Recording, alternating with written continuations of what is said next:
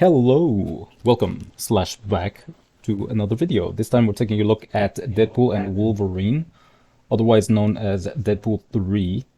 So I originally wasn't going to watch this movie.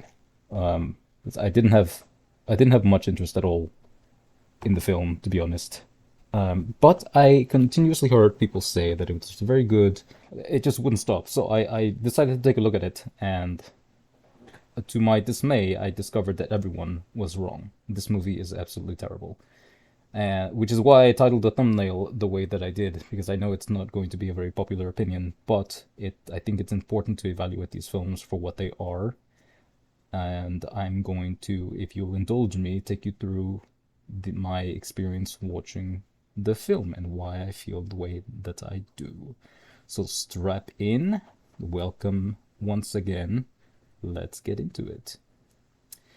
Marvel Studios. So this intro, I believe, used to inspire a lot of nostalgia, a lot of excitement. Ryan Reynolds, in fact, is talking over this particular section about, and he's saying, "Doesn't this get you pumped?" My immediate reply was no. Maybe 15, 20 years ago, this music got me pumped. But now it just makes me feel depressed. So no, Ryan, I do not feel I do not feel pumped. That's a very gross kind of post manipulation, or manipulation after the fact, if you like. He's basically telling you how you should feel without actually telling you how to feel. So the big question, everyone knew that Logan was coming back for this film, and the big question was, how are they going to do it and honor his memory? That was my question. I simply assumed that they weren't going to. And then, to my shock, Ryan immediately confirms that worry. That I believe the line is something like, "How are we going to do this without dishonoring Logan's memory?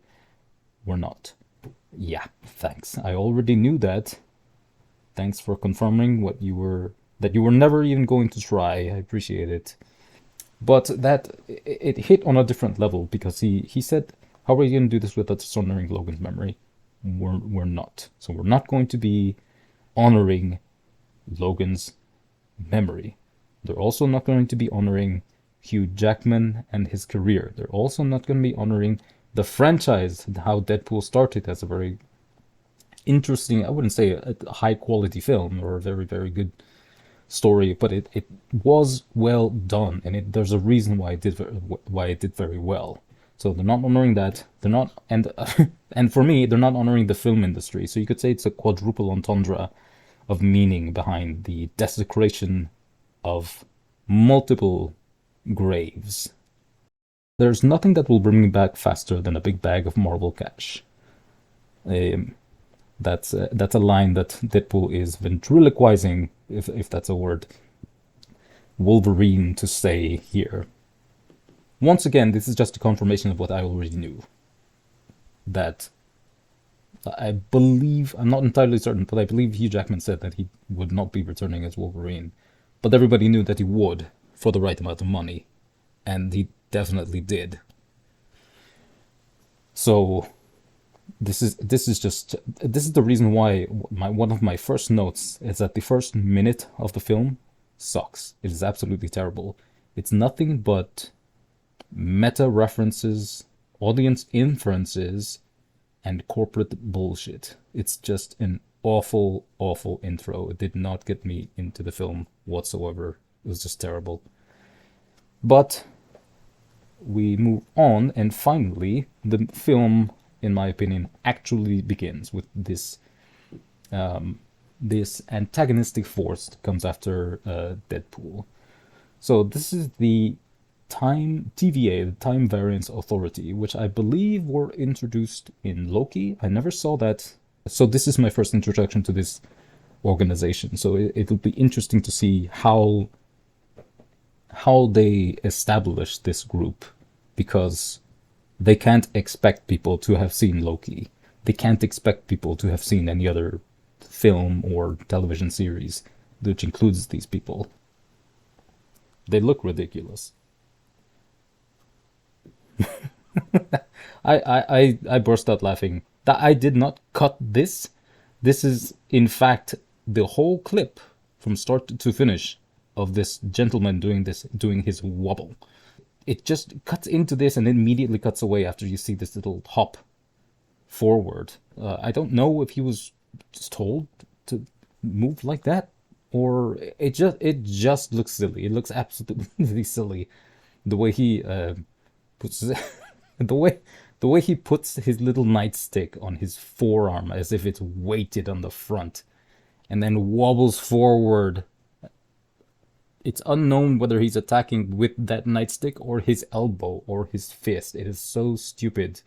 It looks preposterous, and I'm not sure whose idea it was to make him do that. I hope it wasn't the stunt actor's idea, or the stuntman. I'm assuming this is a stuntman.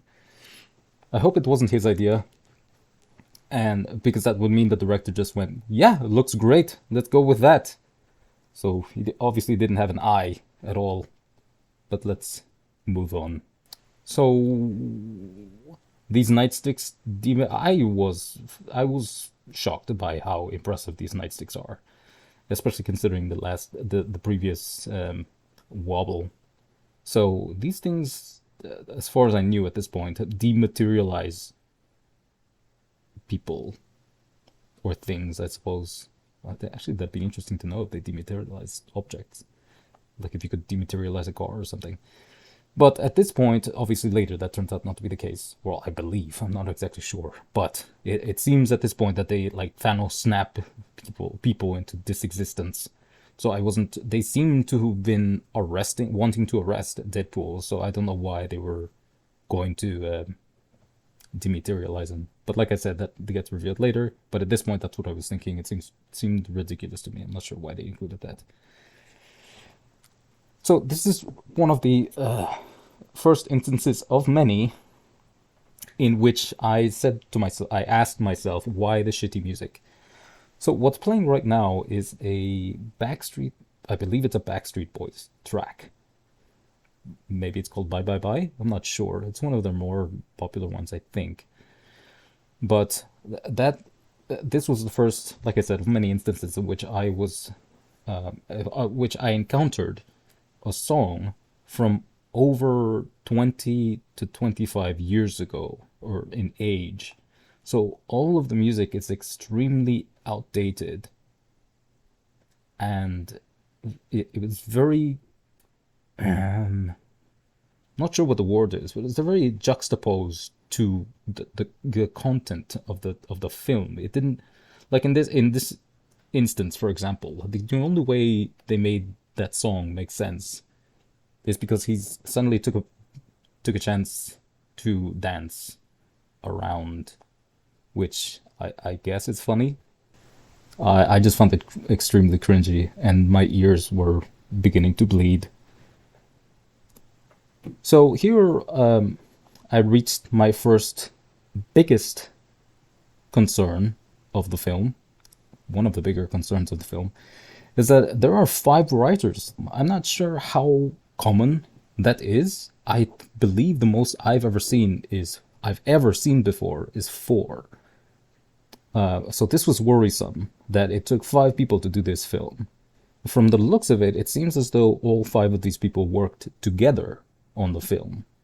But it's still shocking to me that there are this many writers in it. I would assume that Ryan Reynolds got credited as the writer because he thought of a lot of the dialogue for Deadpool. But I wouldn't be entirely sure. He could have actually worked on the script for the film. But this is very concerning. It's not a promising sight when you see this. So this was another slightly large concern for me. This little device that he puts, well, it's Wolverine's claws, but these claws that he puts on his forearm are clearly a digital element, but I'm not entirely sure why that They couldn't have done it. Looks so terrible. They could have done it practically, and it would have looked so much better. Like if they just had the props department work, like create these things for real, and then I spray paint them with the metal or something, and then he puts them on. They would have looked so much nicer. The way they float over his forearm there, it looks just unnerving and cheap. And it's good effects. It just doesn't move right. I don't know why they spent so much money doing. Like it would have actually been cheaper if the prop department just did it. I understand that at the end here, it would need to the claws would need to extend, but that is something that can be done with CGI. The previous portion could have been done in practically. It just looks wonky. It looks bizarre. As soon as I saw this Deadpool and Wolverine, out of everything that happened so far, I automatically assumed that this was going to be bad. In fact, that's what went through my head, and that's what I wrote down. This will be bad. And then I listened, and Ryan Reynolds, Deadpool, whatever, says, "To be clear, I'm not proud of any of this." Which is such a shameless thing to say. Because it is a further acknowledgement that I know that what he's referring to is how he's literally desecrating Logan's grave in universe. But this means so much more than that on this title sequence here.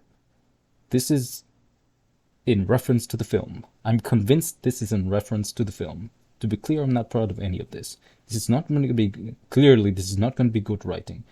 This is not going to be good for the fans. This is not going to be good to the legacy. It's going to be horrible. And I'm really... I'm really upset that Ryan Reynolds keeps making references to this kind of thing by saying stuff like, "I'm not proud of any of this." It's depressing. It's sad that this is happening. So the first scene is with Wade Wilson is applying to be an Avenger. And I get this is actually an extremely important. It doesn't play off as such, but this is actually a very important scene to Wade Wilson's character, because this sort of reveals the through line, which is that he says he wants to matter. That's essentially what the film is about. Is Wade Wilson gaining the self-worth that he lost and has destroyed his life. Obviously, like almost everything in the film, it's turned into a joke. So it's completely washed over by this incessant need to insult or offend Happy. Happy being Tony Stark's driver, and then his bodyguard, and I'm not sure what else he was. But anyway, he's apparently the one interviewing Wade Wilson here, and he's in charge of admittance to the Avengers, which I'm not sure why he's qualified to do that. In fact, Wade Wilson says the same thing, not that it's any smarter coming from him. But in this scene, Wade Wilson has a voracious appetite for insulting Happy, knowing that he's the one standing in his way. He explains that the film director or whatever explained it away by saying that he gets catty when he's nervous, which is such an offensive cop-out to this bullshit, because this is Wade Wilson at his worst point, having lost all sense of meaning in his life, and he just can't bring himself to have a little bit of self-control. Like, this isn't like Tourette's or something. You don't insult the hell out of people. In fact, even with Tourette's, if somebody just cannot withhold saying something, most people understand that it's not it's almost nonsensical the way it comes out, so nobody can interpret it as some kind of intentional beratement.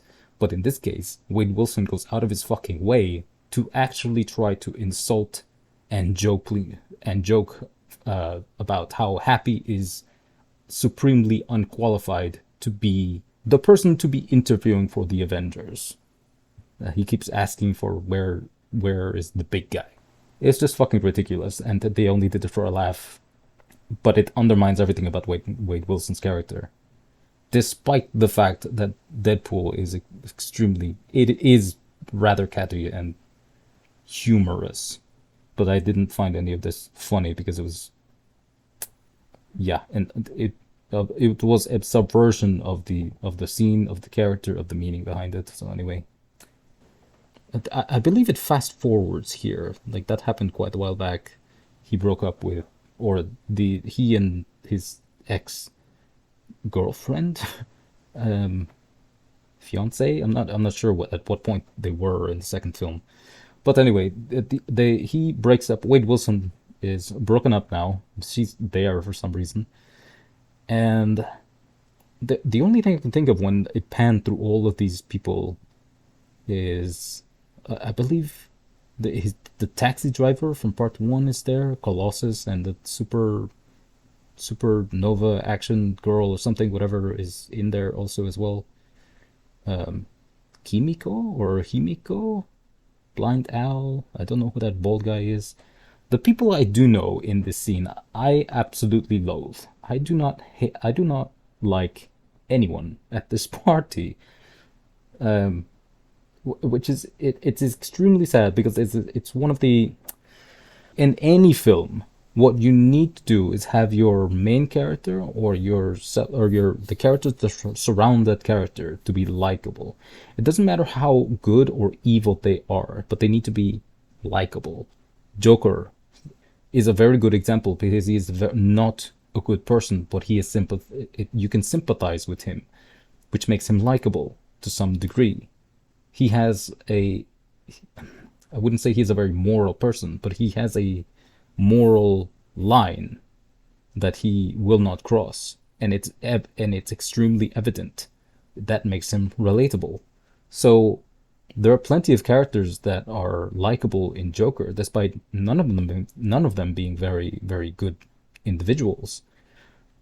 But in this case, none of these people are likable. I don't care about anyone. And if you don't have audience that cares about the characters in the film, your film has already lost.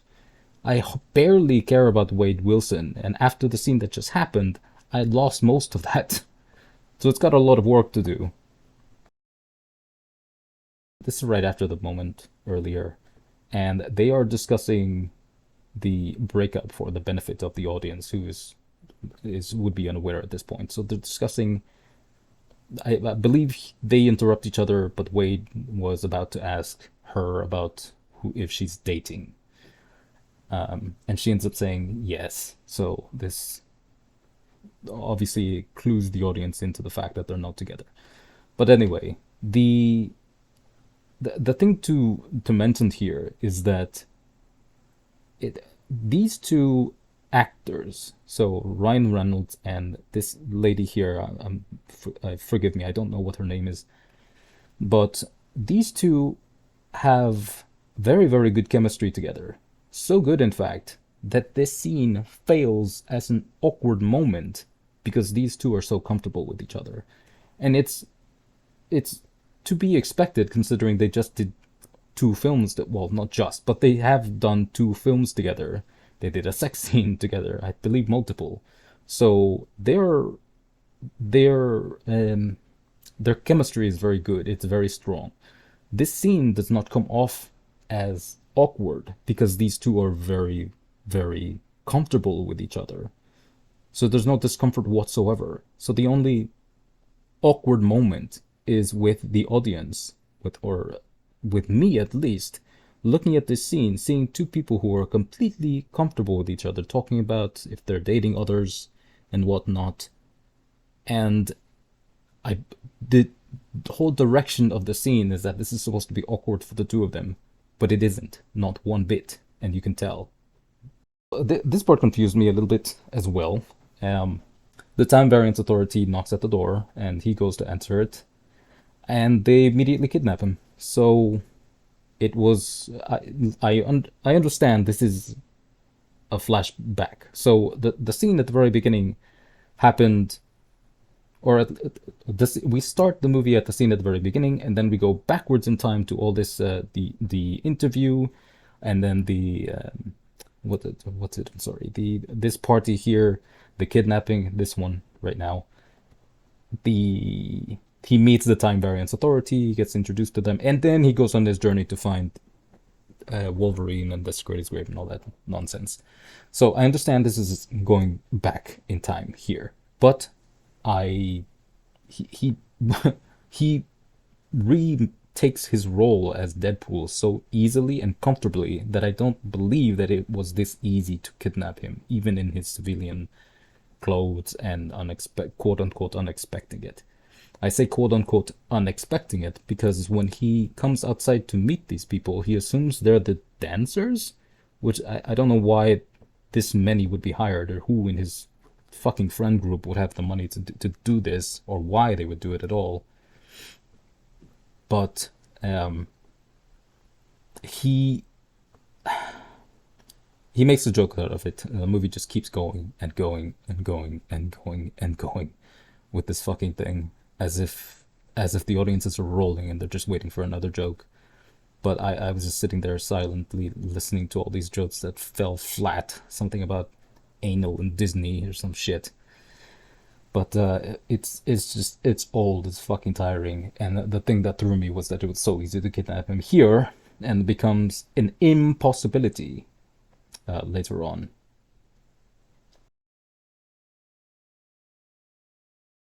This is the next step in this process where they take him to the Time Variance Authority, well knocked out, and then here he meets Paradox.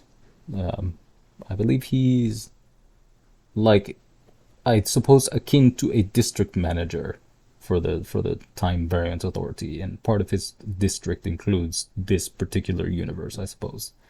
I don't know what the fuck that's supposed to mean, but that's the way it made sense. This particular scene has Paradox saying something like, "We are a watchdog group, but not quite so serious, or not more light-hearted." That's what he says. He says they're a watchdog group, but more light-hearted, which was an interesting thing for him to say, because he says something equally ridiculous later. But I'm not sure why he would say it in that way, because by all accounts it does seem like the time variance. It does in fact seem like the Time Variance Authority is very lighthearted. They're not very serious. Like I said earlier with the nightsticks, I thought they dematerialized. That didn't turn out to be the case. So it's just a teleportation thing or something. I'm going to cover that later. But anyway, they're not a tooth-filled organization, it seems. Again, this is my first introduction to them, and it's in a comedy.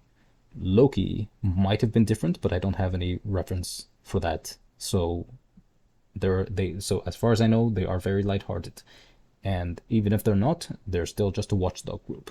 So keep that in mind. So Paradox takes him to some kind of viewing control room and offers what Wade interprets as being a member, as becoming a member of the Avengers. I'm not sure why he took it that way, but he did. And then he breaks character and, breaks the fourth wall and says, "Suck it, Fox." This is one of several mentions about Fox, 20th Century Fox that is, in the film.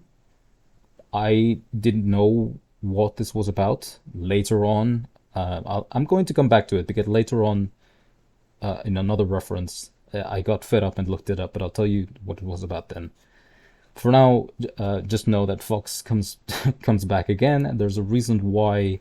But I started wondering if the average viewer knows anything about Fox and Fox's relationship to Disney or to Ryan Reynolds. I'm not sure anybody gives a shit about the corporatism of the behind the film, so I don't know why it was in there.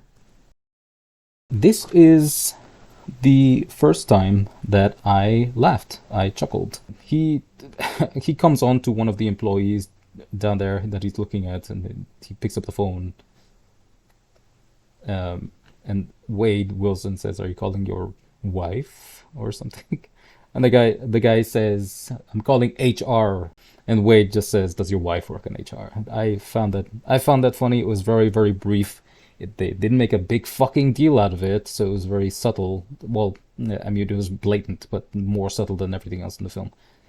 But it was funny. It was the first time I laughed. I believe I can count on one hand how many times I laughed in this film, which is not a good sign. So my first thought here, wa- well, I'll say it in a bit, but so this is where they introduce the something called the anchor being. Again, I'm not sure. This is the first time I've heard of it. I'm not sure if this was introduced in Loki, but here we are. So this is our MCU. This is IRL MCU, and in this MCU, the anchor being is the most valuable character in the universe, or in this case, the MCU. And it happens to be Logan, but I'm confused as to why it's not Tony Stark. I think anybody would be confused as to why it's not Tony Stark, but it's Logan, I guess, because it's because Hugh Jackman is cheaper than Robert Downey Jr. But in universe, I'm not sure why it's Logan and not Tony Stark. Um, so so on these screens, somehow they have the exact camera angles that were used in the movies, or at least in this case in Logan itself. How does the TVA have these camera angles? That is insane. They are, I mean, if with these camera angles, they are practically omniscient. So they would be a lot more efficient than the movie portrays them to be, given that this basically asserts that the TVA is an omniscient entity. Oh my goodness! And this is one of the first moments where I audibly groaned because there's several reasons here. So this man Paradox has just told Wade Wilson that because Logan is the anchor being and because he is dead, that now means his entire universe is being destroyed, which is already very, very confusing to me because um that just raises so many questions about what the hell that means. So I just started thinking about like before, is there always an anchor being to keep the universe alive, and then when they die, they don't they must get replaced by another anchor being. But in this case, clearly he said that Logan was not replaced by another anchor being. It's just a single one. So before Logan was born, what was keeping the universe intact is my question. Or did the universe just burst into life with Logan himself? It could be a reference to the fact that like X-Men with Hugh Jackman, the first X-Men with Hugh Jackman was the start, the quote unquote the start of the MCU, which it wasn't a part of the MCU until now. And was even if it was the case, it wouldn't start there because you have to go back to Tobey Maguire's Spider-Man, who is now a part of the MCU. So in universe or out, it doesn't make any sense whatsoever. So if the anchor being dies of natural causes, does that still make the universe die out? Because that's what he said. As soon as the anchor being is gone, the universe starts slowly dying. But like before the anchor being is born, does that are they is the universe alive? Like how is it holding itself intact? If the mother of the anchor being gets killed, does that still deteriorate the? Does that still make the universe start deteriorating, or the anchor being's grandmother? I'm not certain how this works anymore. It just confuses the entire thing. This is pretty much like time travel. How much this fucks the universe. It is a wholly terrible explanation here on this entire thing. But that's that's just one aspect of what is so preposterous about this scene. Another aspect is that so just a second ago, Paradox or Wade Wilson understood wrongly that he was going to be joining the Avengers in a completely different universe. But whatever, he understood that he was joining the Avengers. Paradox didn't tell him anything further. He just went to go get suited up, and he came back. And then Paradox explained further that because the anchor being is gone, it's going to take about 1,000 years or something for the universe to completely die out. But he says he's going to be merciful and destroy the universe immediately. And for some reason, he decided to take Wade Wilson out and put him into another universe, which just seems counterintuitive to what the TVA does, I believe. But I'm not entirely sure. That it could be a stupid organization for all I know. But he then proceeds to announce to Wade Wilson and the audience that he is the villain of the film. I am the mercy killer. I'm the one going to destroy your family, or his neighbors, his acquaintances, whatever the fuck those people are.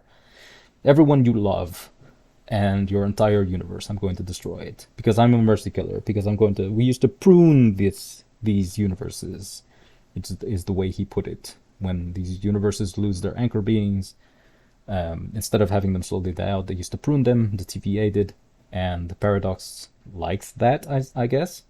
But they don't do that anymore because, as he said, they are a watchdog group, but more lighthearted. This seems to confirm that they don't do the mercy kill any longer. They just let them die out, which is still weird, but we'll just go with it.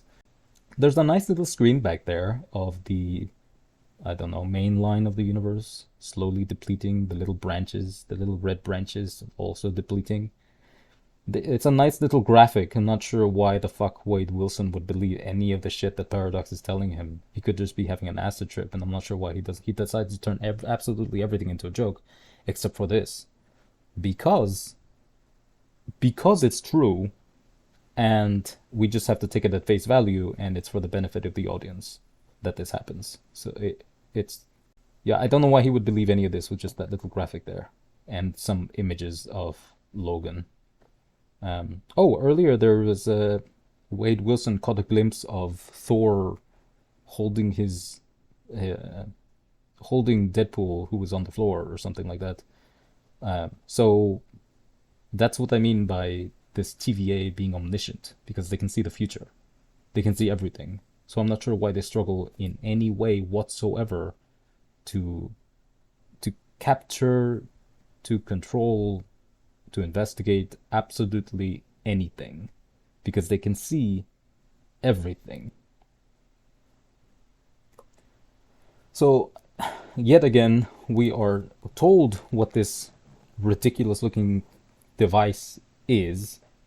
Paradox introduces this thing as the time ripper, a time ripper. So he said that's that's the thing that's going to arbitrarily or prematurely destroy the universe that Wade Wilson's from, quote unquote, our universe, the MCU, our MCU, that is. He said that's what it is. He said that's what it does. So it must be true.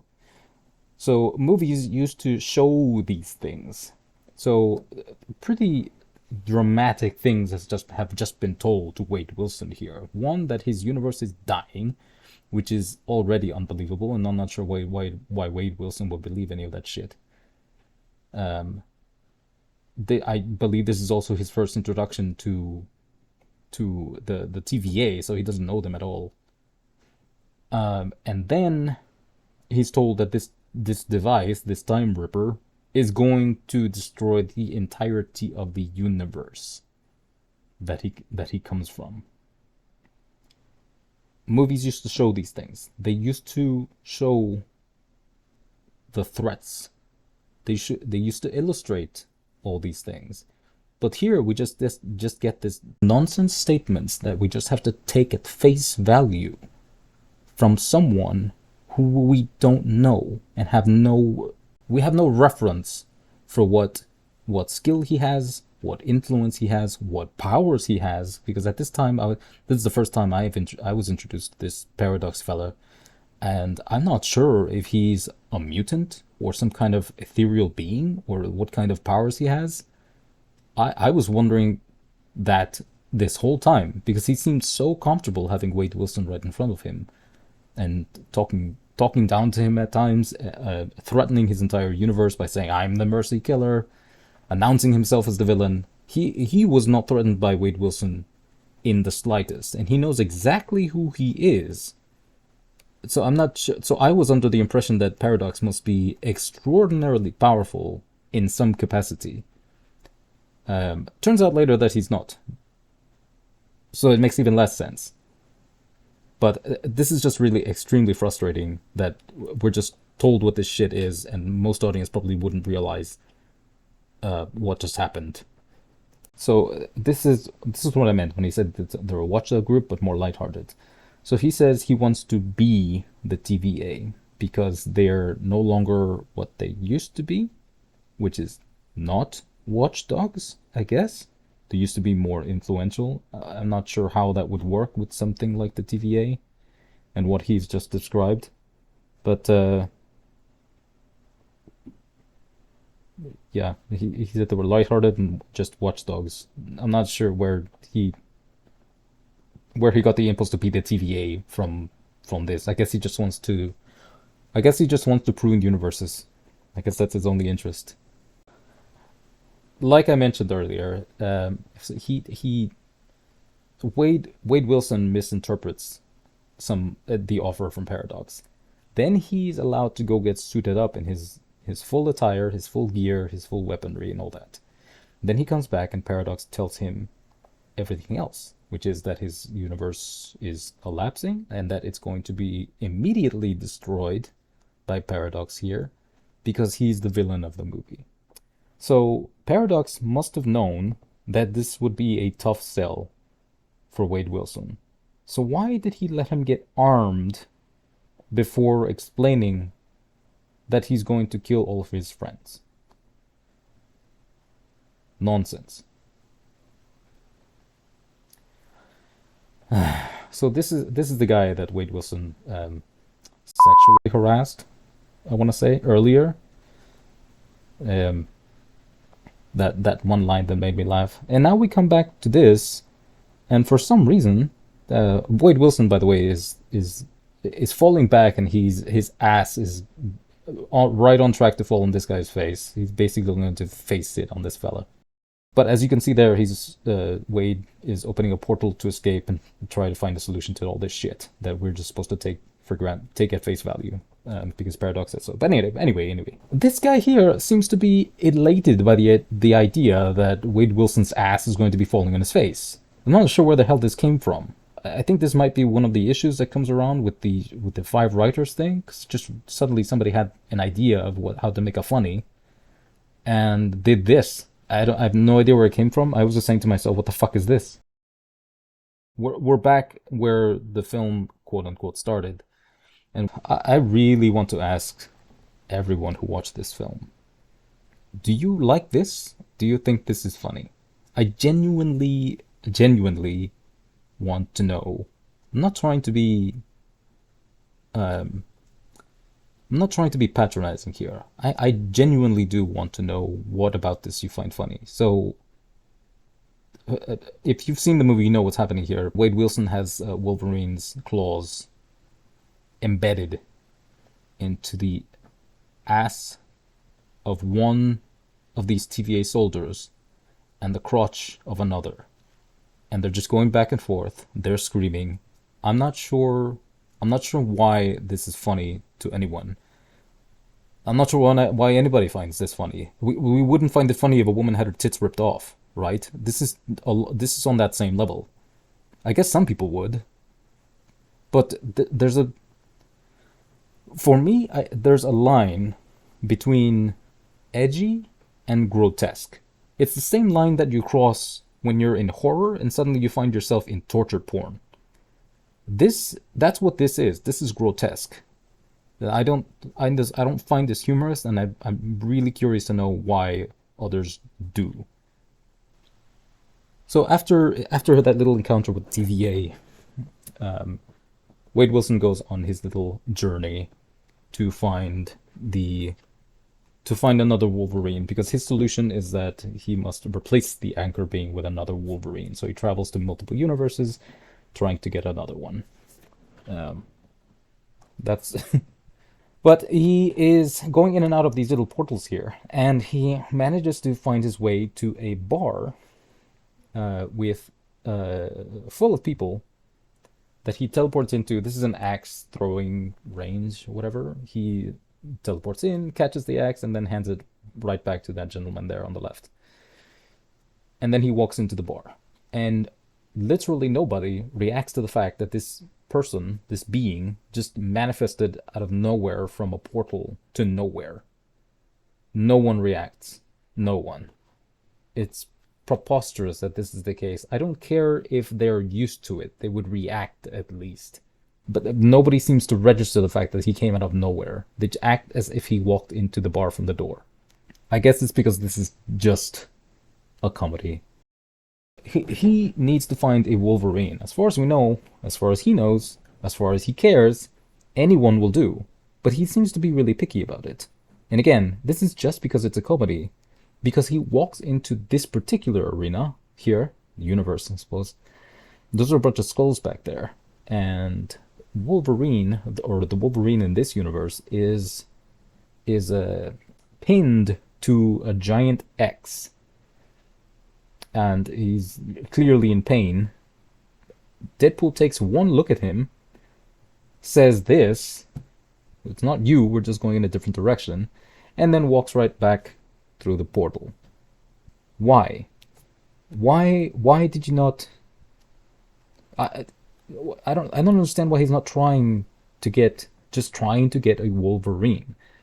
What is it that convinces him? No, he didn't necessarily look at all the skulls on the ground, but even if he did, I think Wade Wilson would find that pretty impressive and maybe consider this Wolverine. But no, instead he just says we're going in different directions. I guess it's because this is just a comedy and that they needed jokes at this point. But it, like I said, it undermines the film. They couldn't think of a joke that doesn't undermine the film. And so he's already found and rejected a bunch of Wolverines, I suppose. He walks into this bar now. He sees this. Literally, all he sees is this. The back of this Wolverine. And he says, this one looks promising. Fucking why? Tell me why, Wade. Why does this one look promising? From you staring at his back. At the back of his head. Ugh, jeez. That this one looks promising. It happened to be the one that he needed, apparently. So he Wolverine, whatever, passes out drunk. So clearly he's the one. But Wade Wilson brings him to the TVA. This is the point where I was wondering even more. This confirmed what I was suspecting, which is the anchor being cannot be replaced. Paradox explicitly says that you cannot replace it, the universe is going to die. So there's one anchor being for all of the universes existent. Again, when the anchor being doesn't exist, as in prior to his birth or her birth, it's where is the universe? Does it just not exist? Does it only start dying when the, like, if the anchor being dies of natural causes, does the universe still start to deteriorate? Or does it only happen when the anchor being is dying, is killed before their time? And what time is that? Because Logan kind of did die on his when he was poisoned by the adamantium in his skeleton. I'm not sure. I'm not sure. I'm not exactly sure. I don't quite remember it as well anymore. But yeah, it brings up far too many questions, and obviously this is just to this idiocy was just to facilitate the movie that we were watching. But yeah, that this is what happens. Second time I laughed in that little altercation there about explaining that you can't replace the actor being. Somebody brings Paradox a sandwich and he just starts eating it, and Wade berates him for it, rightly so. I hand it to this actor here. His comedic timing was just absolutely fabulous. He says he mumbles through the sandwich that he's eating. I'm eating my feelings. Very funny. It's the second time I laughed. Yet another meta reference here. Wade, Wolverine just woke up and Wade turned back and said, "You're welcome to the MCU." And then he double takes and says, "You're joining at a bit of a low point." Yeah, what a fucking understatement. Thanks, Ryan. I got it. This movie is going to suck. This resurgence of Wolverine is going to suck. You're not proud of it, as we already know. It's just a reminder of how terrible this movie is and how the writers know that. They know it. And this was another very upsetting moment. Because, so Wade says, um, since his little solution here to replace an anchor being didn't work, he asks, he goes Karen and he asks Paradox to call his superiors. And then he gives this guilty look on his face, I'm not sure why. And Wade realizes that your bosses don't know what you sick fucks are doing down here. I don't know where the hell this revelation came from. Because Paradox already fucking told him that he's not following orders, that he's going to prune the universe the way the TVA used to. So this was before Wade went on his little escapade to find another Wolverine. So I don't know why the fuck he's reacting here as if he just realized this, because he already knew that. I suppose, no, I'm sure the writers just assumed that everyone watching is a fucking retard and they wouldn't remember. But that this is the level of, this is how writers, directors, producers see audience members, as just imbecile, infantile sheep ready to consume content. It's absolutely embarrassing for them. It's absolutely insulting for us. This is insane. Oh, so here, so now these nightsticks. I legitimately thought for a second that Wade Wilson was dematerialized, that Paradox just easily just annihilated Deadpool, which I was gleeful about for a moment, and then realized that no, that must not be the case. Something else happened. Um, so I don't know where these. So this brings up another question. I'm not sure how these nightsticks work, because they were wielded by the TVA soldiers before, and they were trying to hit Wade Wilson with it. I'm not sure where they intended to send them. I'm assuming here, but these sticks seem to send whomever. We find out later, and they sent people to the void. It's between universes or some shit like that. But it's like a purgatory, I guess. Just deserty. But anyway, these nightsticks are supposed to send people there. So I guess the TVA soldiers were trying to send Wade directly to the void. I'm not sure if you can like switch the frequency of the nightstick phaser to send them somewhere to other places. Or can you imagine how dangerous it would be if one of them just happened to be attacked in the way Wade Wilson did, and suddenly there's a bunch of nightsticks that are just hanging around a wooded area that anybody could just pick up and start sending objects and people into the void. It's preposterous how powerful, how immensely powerful these things are. And ridiculous how easily it was for Wade Wilson to get caught off guard here and then just get poofed into the void. Quickly followed by Wolverine. So Yet another instance in which I was wondering how powerful Paradox actually is. But I guess if he works for the TVA, he must be omniscient and know exactly what Wade Wilson and Wolverine are going to do. That doesn't turn out to be the case, FYI. So this is another reference. At this point, is it was enough for me. I don't know anything about the corporate backroom dealings that Disney had with 20th Century Fox or any of that shit. So I had to look it up. And uh, for anybody who doesn't know, I understand some of you might, but Wade Wilson has just been sent to the Void. The Void contains this 20th Century Fox logo embedded in the ground there. He falls back on it. He looks at it and he says, "Rest in peace, Fox." Pieces, Fox. So I looked it up. It turns out that much like Spider-Man, which was, I believe, Sony property before Disney got a hold of it or something like that. Anyway, 20th Century Fox was the original arbiter of the X-Men franchise. So 20th Century Fox had the rights to the mutants, the mutant aspect of Marvel, not Disney. So so Deadpool was never able to be in the Marvel Cinematic Universe because he was a property of 20th Century Fox.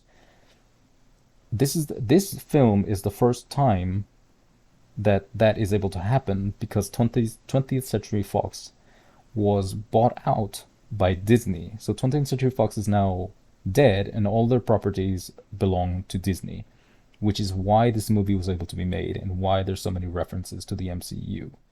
It doesn't necessarily have to have all those references, but this is why Ryan Reynolds slash Wade Wilson despise Fox, because Fox was the catalyst as for why Deadpool was never able to be in the gigantic franchise that is the Marvel Cinematic Universe during the heyday of the Avengers.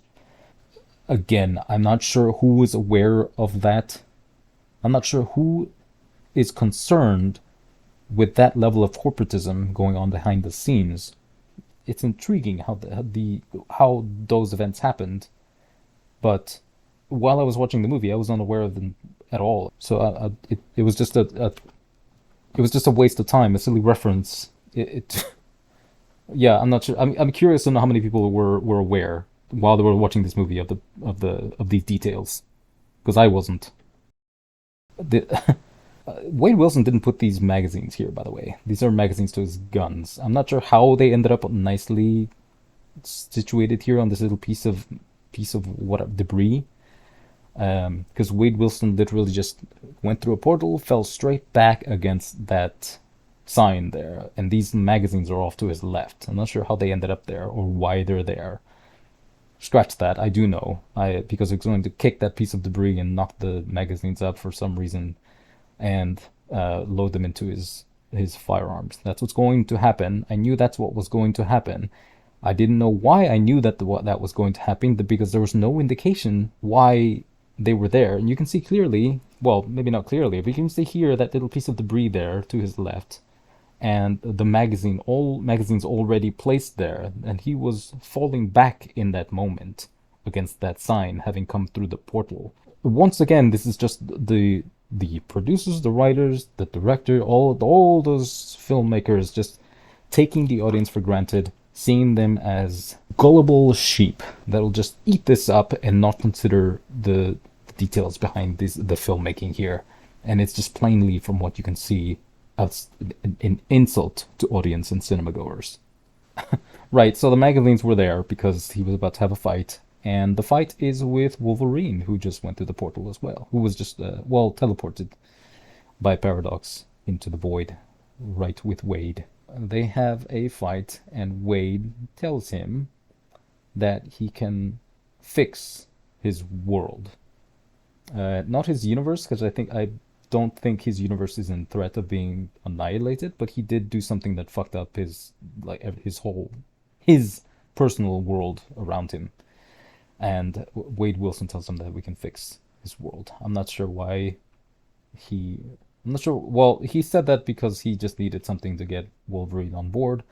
I was already convinced that he was just manipulating him because he has no way of knowing that he can do that. Turns out that's the case. Wolverine later figures out that Wade Wilson had no clue that that was a possibility, and he lied just again to help him. But at this point, I'm also thinking to myself, why would Logan actually believe him? I know he wants to believe him, but I don't know why he would actually do it. But he believes him because he's desperate and regretful. But anyway, then they get ambushed by a Mad Maxy sort of crew, and among them is this. I'm really curious to know if this is the original actor of Sabretooth in the X-Men film. The one where Hugh Jackman or Wolverine rather did not recognize Sabretooth as his brother whatsoever. That didn't come until later. Like I said, I'm really curious to know if this is the original actor, but that is definitely Sabretooth, which weirded me out a little bit because at this point everybody knows that Sabretooth is Wolverine's brother. But Hugh Jackman had zero reaction to seeing this man. So I guess in our universe, this particular Sabretooth is not Wolverine's brother, which makes it doubly strange because he. Well, I'll cover it in a second, but they're interrupted by what is his name? Captain America, Chris Evans here, who reprised his role as Johnny Storm, otherwise known as the Human Torch, I think.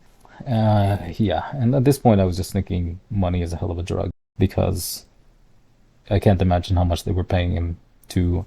Funny, I was trying to find out the pay scale for Chris Evans for this film, and that seems to have been scrubbed. I cannot locate anywhere how much he was paid to do this particular role in Deadpool and Wolverine. It must have been a lot, but really, honestly, any amount would be horribly embarrassing for both Chris Evans and for the producer of the film. Right, so we're back at Sabretooth because that was just the Chris Evans thing was just an interlope. He goes to attack, he gets defeated instantly, and then we're back to the Sabretooth thing. So Sabretooth gets down off the truck or whatever. And Deadpool in his... Again, this is how stupid they see the audience. So Deadpool in his... in this wondrous fucking line, he says, "Sabretooth, your brother." I facepalm. This is what the absolute fuck was that goddamn line. Like, thank you for telling us that. He didn't react to him earlier, so I just assumed that wasn't his brother in this particular universe because I can't remember his name. There's another actor that plays Sabretooth, and they are actually referred to as brothers. Not this particular one, which is the first Sabretooth we ever see. But Wade Wilson just confirms that this is in fact his brother, and Hugh Jackman / Wolverine still does not react at all to his brother. They just have a fight, and he kills Sabretooth pretty easily. No reaction, nothing. They should have just left that line out. I'm not sure why it was in there to begin with. It just fucked everything. This okay. Laugh number 3 for me. Wolverine chops Sabretooth's head off, and then Wade Wilson goes on this little tirade monologue holding Sabretooth's head. Very furiosa something or other. It's actually pretty funny. I laughed a bit. He made a reference to this world being like it's very Mad Maxy or something like that. Oh my goodness. Alioth wasn't explained to me. This is the most, like I said, I didn't see Loki. And apparently, Alioth is this thing from Loki season 1, episode 5. I have no context for it. I don't know. I don't care. But I guess instead of spending time explaining what Alioth actually is, the 5 writers just decided to say Alioth is that thing from Loki season 1, episode 5. I'm not sure what that was for. I guess it was for a joke, but it doesn't. Oof, that was a hard miss for me. once again, the film doesn't show anything really. It just comes and goes, but it's not really clear what the hell happens when Elliot arrives. This line here doesn't help whatsoever. The film events don't help whatsoever. So Elliot could have been literally nothing. I'm not sure why it was included here. It's completely unnecessary. So then we are... they're obviously captured, as you saw, and then they are taken here to the ruler. She's walking down some ramp. She isn't revealed in a wheelchair, or a wheelchair of some kind. And then her silhouette, obviously she's bald, so I believe it's Wade Wilson that assumes this is Xavier. So, and then she rises off the chair, walks down the ramp, and then says, "No, but we shared a womb." So Charles Xavier's twin sister is who this is, clearly from that line. And then she introduces herself formally, and she expressed quite a disdain for her brother, and yet she introduces herself as Charles Xavier's twin, Cassandra Nova. So I have a few issues with this line. This is another example of how ridiculously dumb the writers think of an audience. She just said that she and Charles Xavier shared a womb, and she also just explained that she despises him. And yet when she introduces herself, she reiterates that she's Charles Xavier's twin. She introduces herself as Charles Xavier's twin, Cassandra Nova, as if we couldn't fucking glean that from when she said that they shared a womb together. I don't know why they inserted that line except to help the retarded audience members understand that this is Charles Xavier's twin, because they couldn't understand that from the earlier line. It's the only reason why they would add it, because Cassandra Nova wouldn't introduce herself that way, having just explained that she despises Charles Xavier. And having despised him, I'm assuming that she didn't go bald to idolize him or anything, which makes me wonder as well why she wandered in on a wheelchair, because she never gets back in it for the rest of the film. This film is frustrating, and I can't not explain to you how frustrating it actually is. Wade Wilson decides to antagonize this Cassandra Nova individual. He doesn't know how powerful she is. No idea whatsoever. I can only assume that he's trying to gather just how powerful she is. Let's just go with that might be his master plan. He just wants to find out how powerful she is. But he decides to tell her that Johnny Storm, on the way to her, as prisoners on the way to her, Johnny Storm was talking up a storm about her. He uses a number of colorful words, Wade Wilson, to describe how Johnny Storm was referencing Cassandra Nova.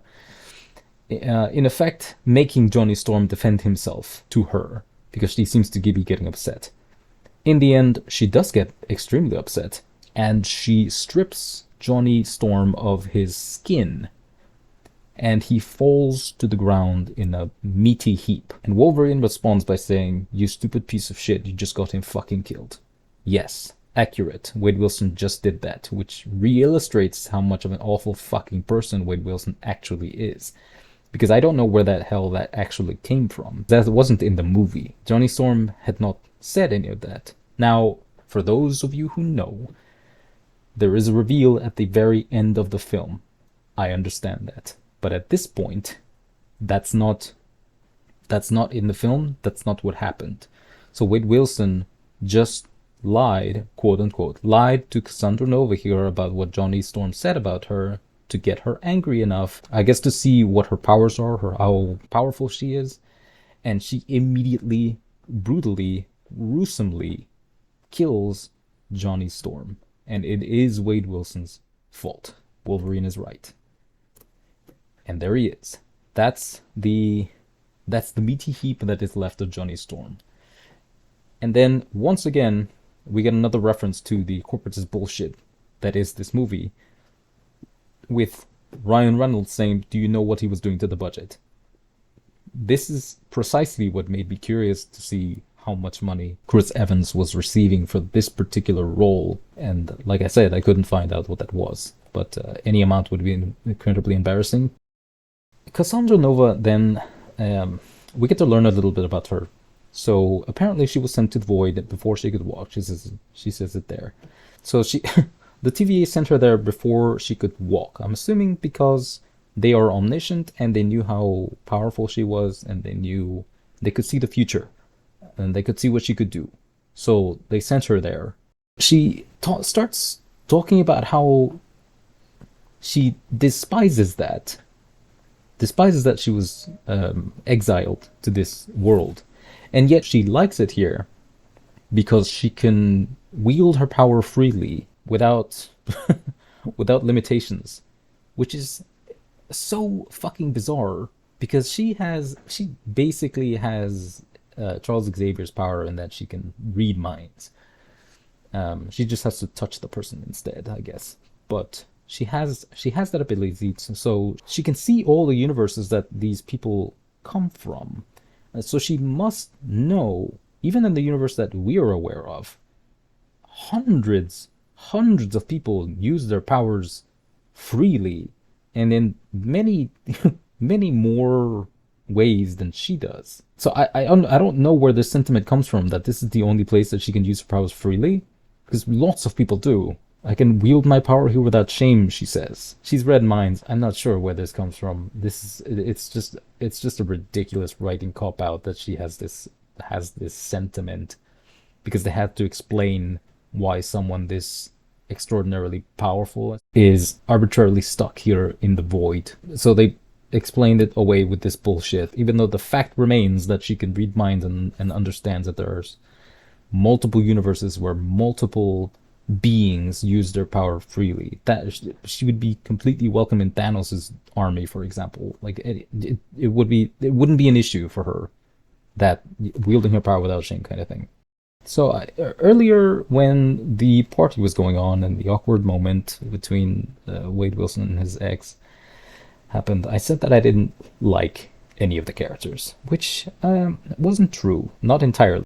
It's a shame that this lady. I mean, it's a shame on one level that I don't know her name. It sucks because I believe she's the only likable characters in the entire film. It's a shame that she's only in it for very very brief moments, because she gives a nice little performance here. Not extraordinary or anything, but it's a very sympathetic display. You want to care about her in this moment. She does a swell job. She appears because she was seeing Wade Wilson's memories. You can see there that she has some blood on her shirt. Wolverine just impaled her with his claws in the back, and she just knocked him right back, laughed it off, and she seems to be as powerful, if not more powerful, than the Dark Phoenix. That's around where her power level is. She is completely unaffected by by that stabbing that she just received. TVA is omniscient, and this Cassandra Nova is omnipotent. So now is the time where I'm wondering, why isn't she killing them outright, just completely annihilating them outright? And then she explains that it's for Alioth. She wants to feed them to Alioth. But then why would she kill Johnny Storm? She said she's been looking for him for a while. To kill him, I guess? She has no interest in these two people, Wolverine and Deadpool here. So I don't know why she spared them. Obviously I know why. It's because the writers are retarded and can't think of a good fucking reason why. But in universe, I can't think of a reason why this woman would spare Wolverine and Deadpool to feed to Alioth while annihilating the hell out of Johnny Storm, if her interest is to feed Alioth, and she doesn't have any kind of interest or connection to any of the three gentlemen that were just brought to her. Nonsensical, ridiculous, dumb writing. It's just gonna keep coming back up over and over again. It just doesn't stop. Alioth has arrived, I guess, and Deadpool and Wolverine have found a way to evade and escape. and she really doesn't seem to care. Doesn't seem to mind that they've escaped. There's no expression on her face of anything. I'm not sure how to feel about what her role is. I've no idea what her interests are. None whatsoever. She does actually seem nonchalant about everything that's going on, which is somewhat understandable given her power scale. But again, no idea why she would be egged on to annihilate Johnny Storm while leaving Wolverine and Deadpool alive. She could have just annihilated all three immediately, or fed all three to Alioth because she doesn't seem very concerned with any of that stuff really. It was just a passing comment that she said that they're going to be fed to Alioth or something, and I think there were other people in the cages, and nothing came of that either. Like we didn't see any of that. It could have been just a little bit more information we could have, but anyway, well, it doesn't matter. It none of it made sense anyway. So this is just a missed opportunity here to have her react in some way. I'm not saying she could have been. I'm not saying she had to be angry or anything. Just something, something. This is literally nothing. Something would have been better. This is the fourth time I laughed. The Wade Wilson is awkwardly making conversation with Wolverine after they've just escaped. He said he wears red so that enemies can't see him bleed, and then and then he says, "But I could see how yellow would be useful too." The only jokes that are actually getting me are the ones that are more subtle than the typical Wade Wilson idiocy. I started wondering here as so this is obviously not our quote unquote our Wolverine of this universe, this Logan that suffered the death saving X-23, the young X-23. So he's explaining that to this Wolverine of another universe. So he says he's talking about X-23 here. He says a younger, daintier, somehow meaner version of you. And I started wondering, how the hell does Wade know about any of this? Paradox didn't explain in detail how Logan died. I'm not sure Wade was ever aware of how this happened. Maybe I'm wrong. I'm not sure. I don't quite remember Deadpool 2, but I don't recall Wade Wilson having much of any interaction with Wolverine or the X-Men aside from obviously Colossus and that super massive uh, black hole girl. Sorry, I don't know her name. So I don't know how he knows this, and I don't know why how he's explaining it in detail, in severe detail, to this other Wolverine. I just think it was a writing fuck up. There's that line again that they crossed from edgy to grotesque. This is grotesque. For those that remember, this is Ren and Stimpy level grotesque. If you know, you know. It's just fucking gross. It's not humor. This is indulgence. That's what this is. Number five, chuckle number five. So we are introduced to this Deadpool who refers to himself as Nice Pool, but he has this back and forth. Wade Wilson asks this Nice Pool, why are you so nice? And then he responds with, "It costs nothing to be nice." And Wolverine comes in with a banger and says, "Shutting the fuck up is also free," which I laughed at. It was great. Mostly because I just wanted the two Ryan Reynolds to just shut the fuck up. I do not find them funny in this film. Him. Do not find him funny in this film at all, and I just wanted him to shut the hell up. Okay, so here's the reveal that you don't have a fucking clue how to help fix things, do you? So he realizes that Wade Wilson was lying this whole time, which anybody could have immediately assumed because Wade Wilson would have had no idea. That solution he pulled out of his ass in a desperate moment. Any audience would have assumed that this was just a blatant lie. So it's no surprise here that it turns out it is an absolute blatant lie.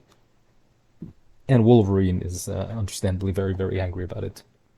And he goes into this tirade about how awful, despicable, and worthless Deadpool is. And it's quite a serious little monologue that he berates Deadpool with, and it is very accurate. Is one of the only times where I was actually happy to hear dialogue. and serious dialogue for a change. But yeah, it's absolutely true. Wade Wilson is just a piece of shit, and that's what Wolverine was saying.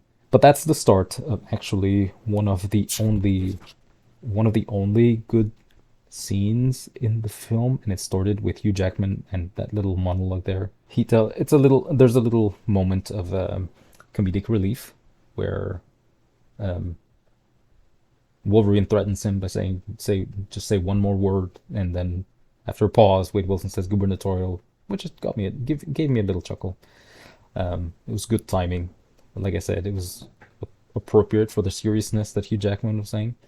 But this then leads into a very interesting choreographed fight scene in this vehicle. I have to give props to whoever choreographed this thing. I haven't taken a closer look at it. I just really kind of absorbed it the first time I watched it. But it's really, I don't think I've ever seen a fight this dramatic in a car. I know that there was one in the first Deadpool film, and it was pretty interesting. It was in a moving car. Somebody was driving on the highway. A lot of things happen outside of the car, but this is obviously with just two individuals who heal extremely rapidly. They both take quite a few injuries, severe injuries, and they just keep going at it in this car. And it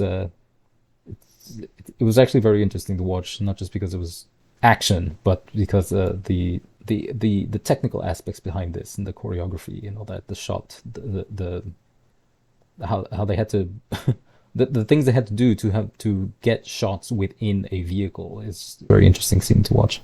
They fight to the point where they exhaust themselves, and then they get kidnapped and taken to this little lair where we are introduced to uh, some other blasts from the past, Gambit, Elektra, and Blade. And they get these epic entrances. I was just sat there thinking, like, I know who these people are, but I'm sure some people don't. And I'm not sure why they decided to give them these fantastical entrances, slow-mo entrances. It's like, I just don't give a fuck. Channing Tatum, this guy, I don't think he ever played Gambit. I think this is the first time. I'm talking about the other two, Elektra and Blade. Wesley Snipes and Jennifer Garner. I didn't really care too much when the films first came out, and I definitely don't give a fuck now that the whole superhero genre is kind of in the shitter at this point. And then and then I heard this fucker speak.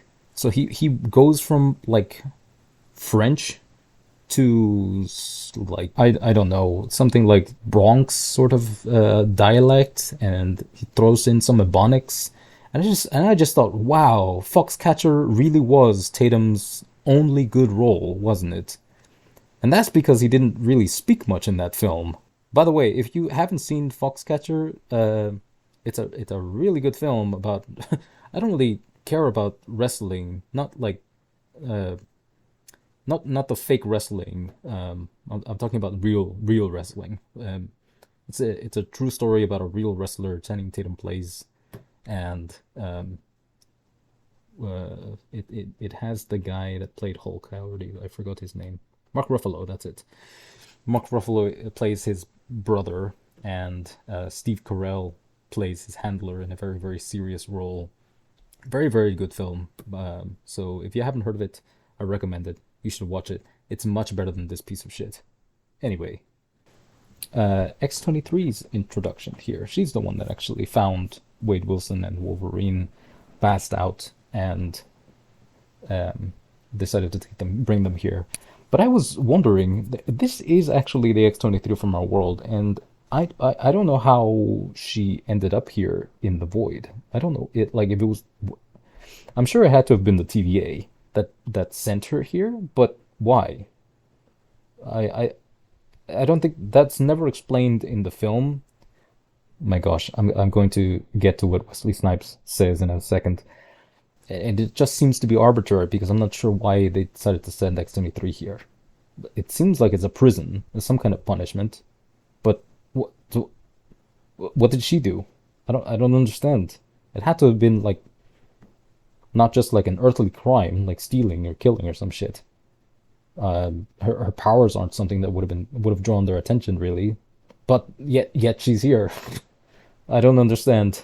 As I was wondering that, the great fucking line comes in that Wade asks how they all ended up there, and Blade explains basically for everybody. This is true for everybody that there was a knock at the door, and then I woke up here.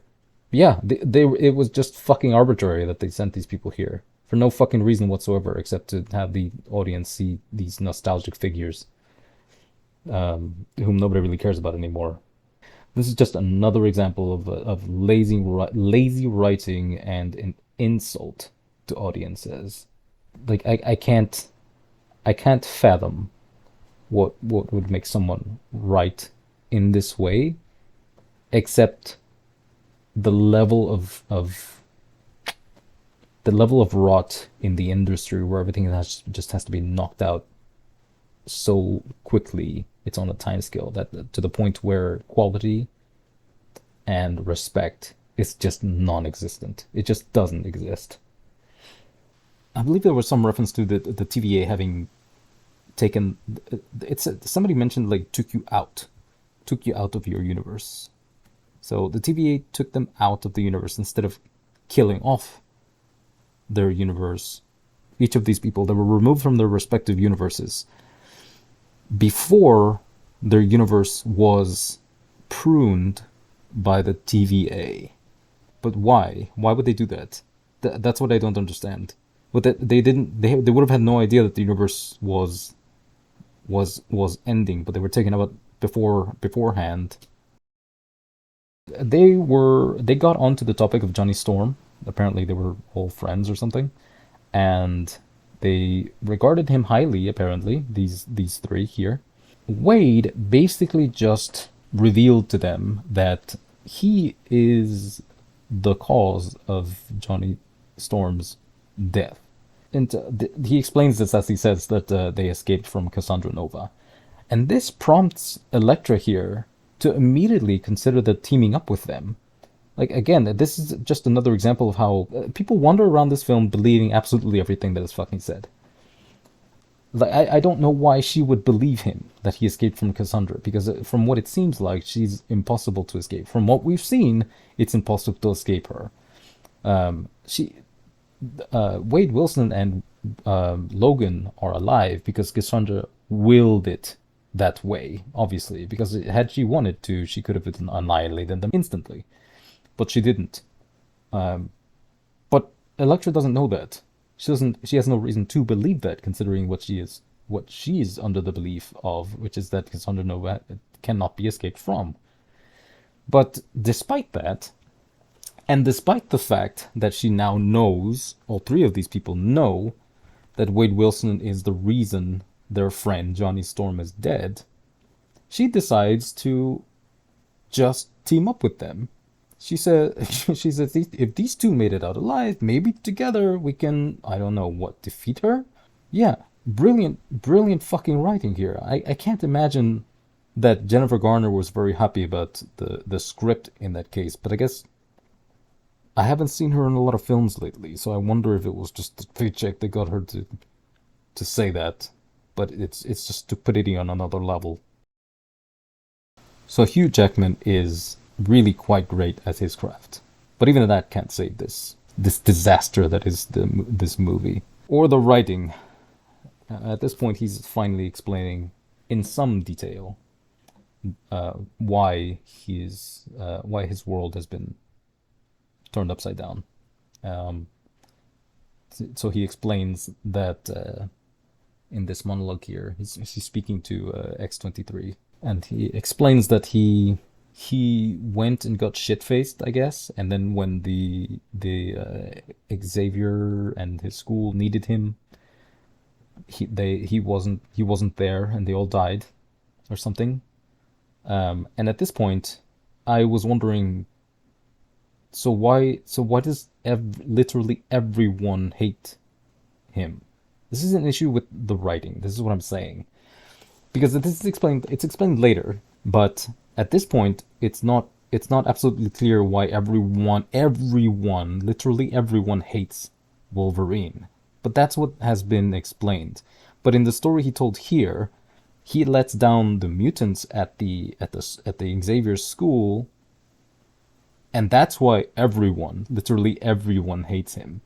Like the people at the bar, the humans at the bar hated him when Wade first found him.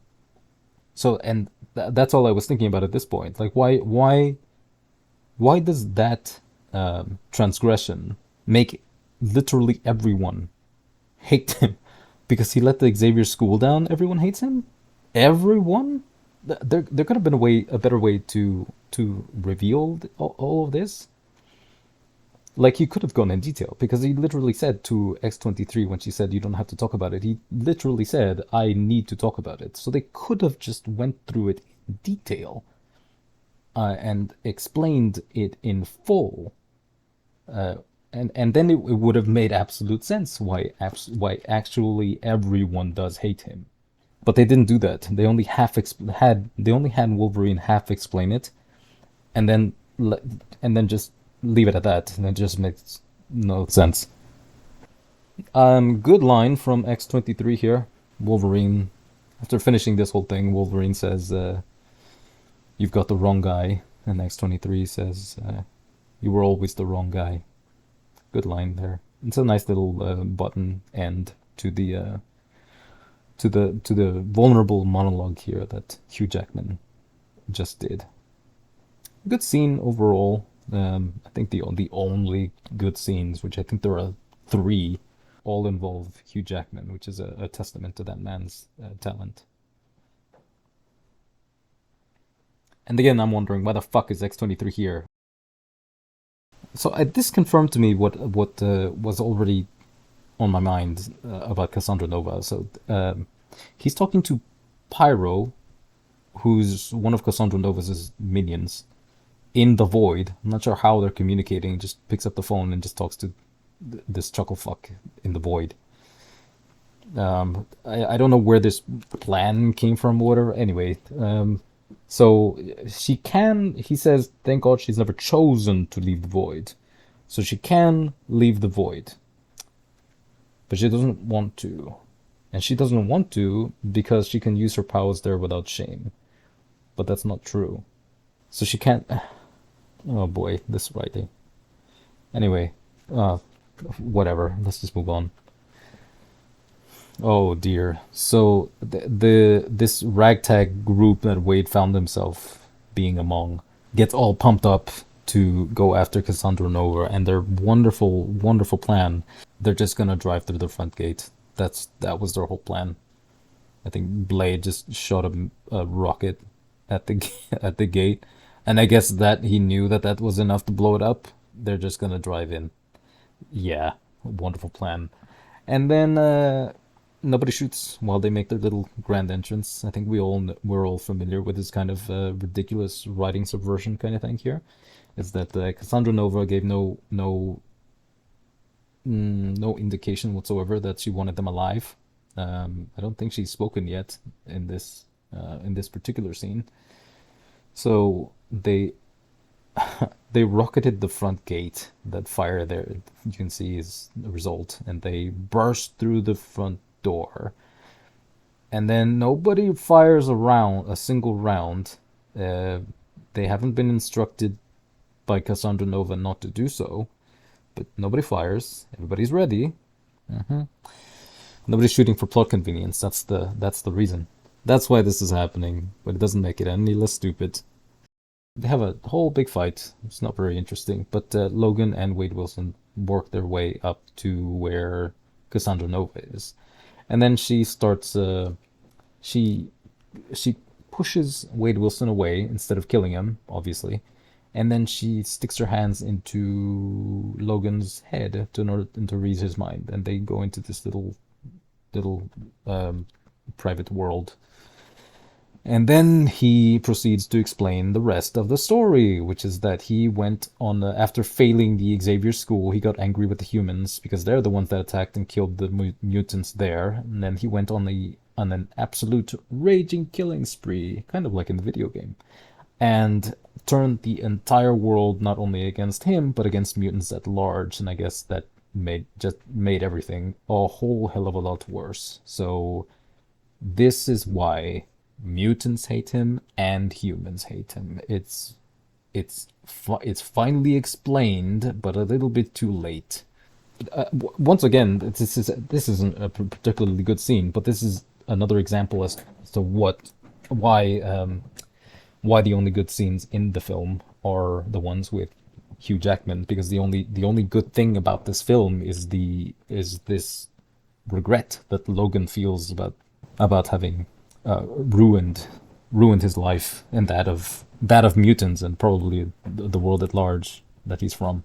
But why does Cassandra give a fuck? I don't understand why this. Okay, again, she cares about Logan and silencing his voices of regret, because the writers need her to.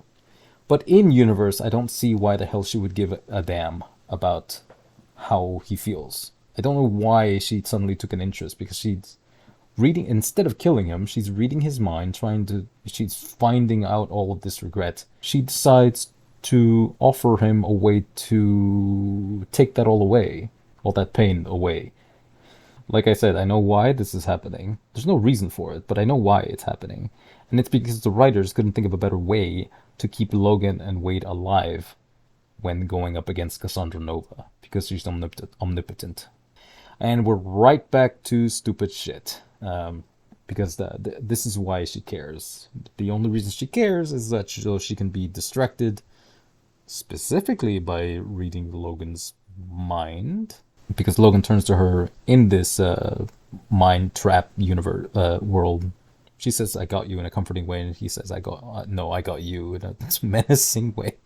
But again, this is just writing convenience to have her get one-upped by Logan and Wade, who otherwise would not have a chance in hell of overpowering Cassandra Nova, based on what we have seen. Let's go back to their plan, okay? So their plan was to bust through the front gate and then have nobody shoot them, and then have Wade Wilson and Wolverine head up to Cassandra Nova, stall her somehow, while someone managed to kill, or at least disable, the Juggernaut, take his helmet, give it to Wade or Wolverine, and while Cassandra Nova is distracted, somehow, toss it on her and disable her powers completely. That was their plan, and the only reason it worked was because the writers decided it did. Because if she didn't care about Logan, then the plan would never have worked. Brilliant. Wolverine convinces her somehow, and then she pulls out, what's his face, Doctor Strange's rings, and creates a portal out of the void. And I guess this is how Paradox knew that she could get out of the void. She does use it later to exit the void. At this point, she's just doing it for Wade Wilson and Wolverine. I'm not sure why, but she is. But she hasn't had that for forever. She actually mentioned that at one point she finally encountered a Doctor Strange and she found that ring, and that's how she made the portal now. She's just had that ring with her. Paradox seemed to think that she could just leave whenever she wanted, but I guess that's not true. But anyway, she opens the portal, and then Alioth is returning or something, and then I guess everybody's about to get consumed, and they start making a run for the portal. So they leap for it, and I'm glad it went back to this particular scene of X-23 and Blade and Elektra and Gambit fighting Cassandra Nova's cohorts, because out of the rest by the rest I mean Gambit, Blade, and Elektra, seem to be fully content in having their stories end here. And by that, I guess they mean they're willing to die to, I guess, not defeat Cassandra Nova, because they didn't. But they were willing to lay down their lives here and have the stories end. Don't know what that means, but whatever. But X-23 never expressed that sentiment, and out of all of them, X-23 is probably the one that deserves to live the most, deserves to leave, exit the void. But they just leave her behind. No concern for her whatsoever. Not that they would actually have any concern, really, but it's the audience that are the ones that would consider her as being the one that should really be leaving the void at this point. But no, she's still fighting, and they're going to leave her behind. And then you see, as they're leaping for the portal, you just see this, and yeah, it's just more confirmation that, yep, they're just leaving her there. Just gonna let her die. Alioth on his way, by the way. He's about to consume the portal. They're basically jumping into his mouth and getting caught in the portal. He's about to consume that entire encampment. And there's X-23, just about to die. They come back through the void, and then fall on this car here, get up, and all is right with the world. So he says Disney brought him back, and they're going to make him do this till he's 90. This is a depressingly bad film. It is a depressingly bad reality of Disney that they literally will, in fact, do this if they can. Make him continue to do this until he's 90, if they can make a profit out of it, or if they think they can make a profit out of it. This is the meme of Mickey Mouse going to the emaciated cow for another milking. This is literally it. That's literally what Disney is, and they're leaning into that now. I don't know why anybody likes Disney at this point. I would go on a rant, but let's just keep going. Because Cassandra Nova has become aware that Paradox has been communicating with Pyro through a phone that somehow allows them to communicate from void to out. And he had developed a plot to kill Cassandra Nova because he was afraid that she would be returning, even though she doesn't want to. She's expressed as such. But he seems to be convinced that she will. So he had Pyro, of all people, try to kill her. Not having any idea of not only how to do that, but even if she could be killed. There was no indication that he had a plan. Their plans were just going to work in synchronicity. Because Paradox had no idea what Wade Wilson or Wolverine were planning. So while they had her controlled, Pyro was going to come in and kill her. She says right here, Wade Wilson and Wolverine are being shoved aside by Cassandra Nova. She says, now shoo. Again, she could kill them instantaneously, but instead she pushes them aside. So she could have killed them, she lets them live. If you tell me that she only pushed them because then their heroes would die and then the movie would be over, that would be far better than the rest of this film. In fact, not this film would have been better than this film. Nothing would have been better than this film. Well, I think Logan's face really encapsulates my entire sentiment to most of this film. By most, I mean 99.9% of this film. Just gawking distress. It's discomfort on a level I can't even comprehend to myself. So Nice Pool reappears, and he breaks the fourth wall.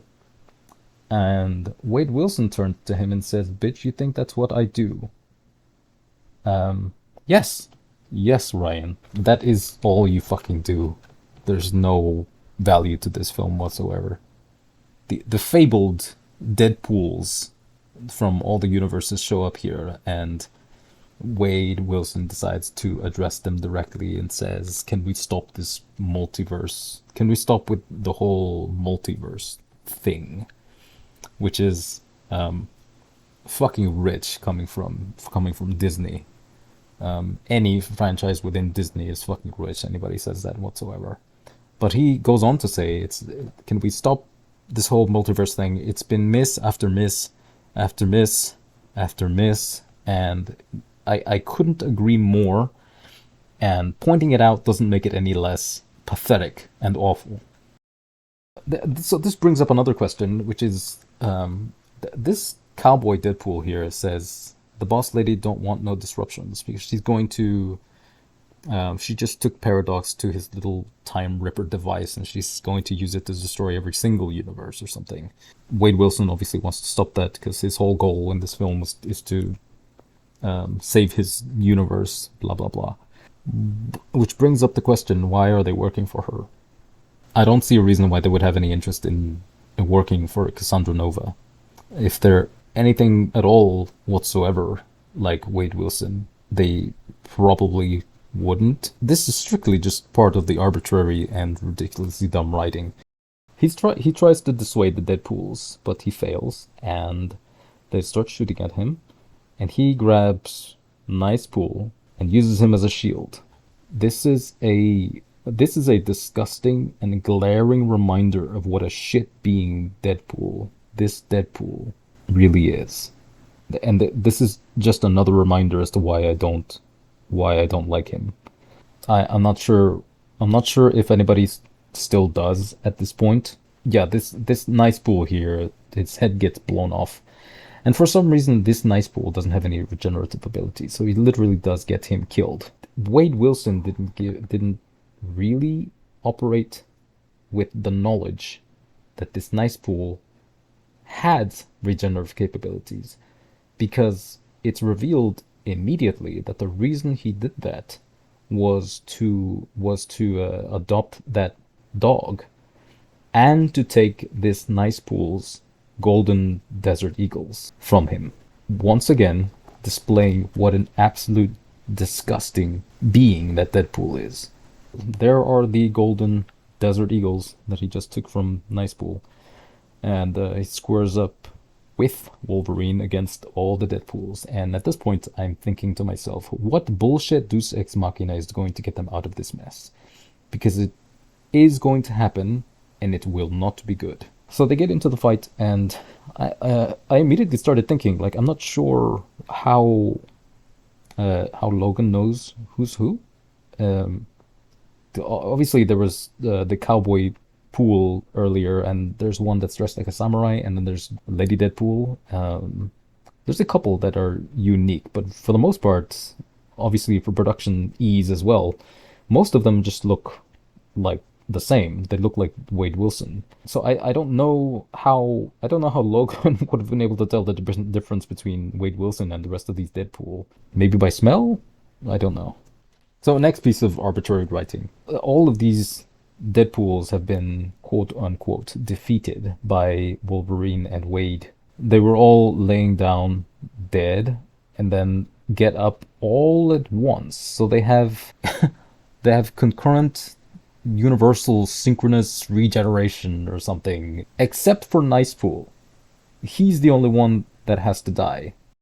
I knew it would be bullshit. The Deus Ex Machina in this case is Wade's best friend, which turns out to be this guy. I thought his best friend was the guy that ran the Deadpool, that betting thing from the first movie. And where is his actual best friend? Why did this guy suddenly take the mantle? I was wondering that while this was going on. Like I said, the Deus Ex Machina was absolute horseshit. That concept in itself is does not work for writing or cinema anymore, and it keeps happening over and over again because it's an easy thing to do. This is one of the most embarrassing displays of the easy thing to do. Somebody says it, so it must be true. This is how it works. But the paradox, Wade Wilson gets down to wherever this place is, the Time Ripper is, and Paradox explains to him that it's too late. These there you can see Cassandra in the center up above, controlling the Time Ripper that's in front of her, and it's powered by twin matter and antimatter feeds converging inside the device being the Time Ripper, I assume. I was wondering, why would Paradox have this if the TVA is no longer in the business of pruning? That's what he had mentioned. They wouldn't even use these devices anymore because they let the universes die on their own. I'm not sure how he acquired one. I would assume the TVA would have a vested interest in keeping every single one of these devices locked down and under constant surveillance, especially considering the fact that they're omniscient. They would know where these things are at all times. It's just, the writing just gets in the way of itself all the time, and it's glaringly obvious every single time it happens.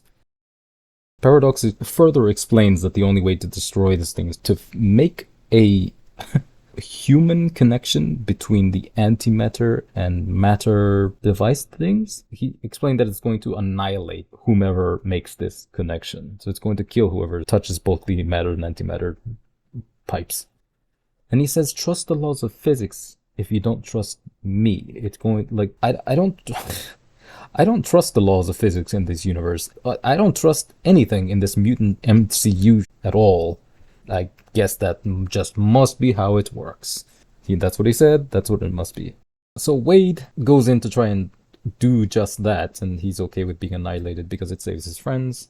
Honorable moment, what, blah blah blah, honorable sacrifice, whatever, yada yada. I'm not sure why he would not just try to destroy one of these devices. I'm not sure anybody would go in there having heard everything that they've just heard and not try to do that. Just that. Yeah, just destroy one of the pillars. What's what's the worst that could happen? Your universe is going to be destroyed, man. I'm not sure what the fuck this is going on here. Thanks for that imbecilic visual of a percentage of the integrity of the fabric of space and time. Obviously, the explanation that Paradox gave was the solution. Wolverine managed to make his way in there and help Wade Wilson, and together they made a chain. This act destroyed the device and completely obliterated Cassandra Nova as well. The Time Ripper didn't detonate. It didn't destroy the universe. It didn't destroy the world. It didn't even destroy the building that it's in. But it completely obliterates Cassandra Nova. Unbelievable convenience. At this point, we have to assume, because of Paradox's explanation, that both Deadpool and Wolverine are dead. The best, quote-unquote, best chance that this film has to defeat the antagonist isn't even necessary anymore, because Cassandra Nova has been completely obliterated. This is one of the through lines of the film, if not the through line of the film. I mentioned at the very beginning, when Wade Wilson was applying to the Avengers, that's the catalyst for Wade Wilson's character, that he wants to have some meaning. And we get that through line, that his sacrifice brought him meaning. That's what Paradox here is explaining. But there's something very, very disgusting about receiving this through line via this guy's plea for understanding and mercy. I don't believe that the writers thought of this. That this is the villain of the film giving the through line. It is awful that it is happening this way. Wade Wilson has actually done some nefarious things that would draw the perhaps ire of the TVA. This woman is actually one step above, from what I understand, Paradox. She would basically be tasked with cleaning up, which probably wouldn't be very good for Wade Wilson, really, unless she had some understanding. But how do we get her to have some understanding? It can't just be that she's sympathetic to Deadpool, right? So the writers decided to do this. So Wade's new best friend is done circle jerking with the other Deadpools, comes down here, and he apparently has some kind of connection with the TVA. He says that Wade Wilson is from this universe, and that's supposed to square everything away. I guess the writers understood that was horseshit. So their solution was to give her this meaningless, visceral sexual attraction to an irrelevant party to facilitate yet another Deus Ex Machina. It's the hybrid of shit and laziness is what this is. Wade pleads once again to her now, this person that's one step above Paradox, to help this Wolverine and his world. His universe is fine, I suppose, but his world is he fucked everything up in his world. And she explains that his past made him who he is, and who he is the person who saved your universe. Some stupid shit like that. Anyway, so Logan is now hearing it from the TVA themselves that nothing can be done about his world. And his reaction to that is non-existent because Deadpool immediately turns to him and says, "Are you hungry?" And he responds with, "I could eat," shakes his head, shrugs his shoulders, and then they go off to eat shawarma. That was the most offensive reaction to what he just heard. In his plea for Wolverine's universe, he also made the request to have some of the good people who helped him escape the void returned, I guess. Again, the only reason that woman was sympathetic, she would have no other reason to be, was because she had that visceral sexual attraction to Wade's best friend. This is why they left her behind so comfortably before, because she was going to be fine. She was always going to be fine. And she is. She's been returned. I'm not sure what got her to the void, but whatever it was, it certainly wasn't enough to get her out, or to prevent getting her out and giving her another chance. They just decided to bring X-23 back and her friends. I'm not sure where they are, or even if they are back, but yeah, they also effectively helped break out Deadpool and Logan from what is effectively a prison. It's all good. It's all fine. This is a really great final shot, honestly. And I don't mean the composition. I mean the meaning. It's these helmets or masks, whatever, are just meaningless props next to half-eaten pizza boxes. This is like Halloween cosplay. That's the level of value that this entire film has. So finally we get to the end of the film, but it's not over yet. We get this fucking nostalgia trip of the original X-Men films and some of the behind the scenes of like Deadpool and interviews with Ryan Reynolds and with Hugh Jackman and all this stuff. And at some point, I believe it's Ryan, that says "standing on the shoulders of giants." It's a lot of people know that phrase, but Isaac Newton said that in an act of humility. He said, "If I have seen far, it is from standing on the shoulders of giants." Disney has brought ruin to yet another franchise, not vision. That is what Newton was saying. That he was being humble. If I have seen far, if you say I've seen far, if I've done a lot, it is from standing on the shoulders of giants. And Disney is just shitting on it shamelessly. They were never going to bring vision, but that was never the point, was it? It was always a shameless drudge of popular muck to make some artistically deficient fucks laugh and stay relevant. It was never about quality, ever. Another thing that infuriates me is that this is so Jackie Chan had quite a bit of behind the scenes content in his film's credits to show the mountain of work and the passion and their sweat and effort to get the films to where they were and what they are. This, however, I'm sure they were going for the same thing that like Jackie Chan was. It's just an inadvertent display of the level of desecration of a grave. This is just another layer of how low that they've gone. So now we're at the after credit scene where it is revealed that Wade Wilson did not lie to Cassandra Nova about what Johnny Storm said. He in fact did say all those awful things about Cassandra Nova. He in fact did say it. This is exactly how you do not write a film. This is the opposite of dramatic irony. Dramatic irony, for those who are interested, is when the audience knows something that the characters do not. In this case, the characters knew something that the audience did not.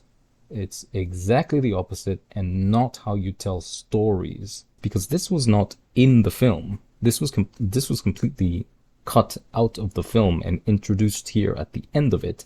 And Wade Wilson gets a recording of this and says in celebration something like, "Got you, you fucker," or something like that. As if it's not still his fault that he got Johnny Storm killed. He's still the reason why Johnny Storm is dead. It just so happened that Johnny Storm did in fact say awful things about Cassandra Nova, as if that justifies what Wade did. This is what I'm saying. This is exactly how you do not write a film. This is awful, awful writing. I can't express that enough. I'm just going to leave this here like this. This is a really, really good representation of sentiments after the film. I don't want to do ratings anymore. However, this one I believe deserves this rating. This is a 0 out of 10. This is the worst film I've seen easily in 10 years, and this encapsulates my feelings. Anyway, thank you so much for enduring that whole fiasco with me. Have a good one. I'll see you on the next.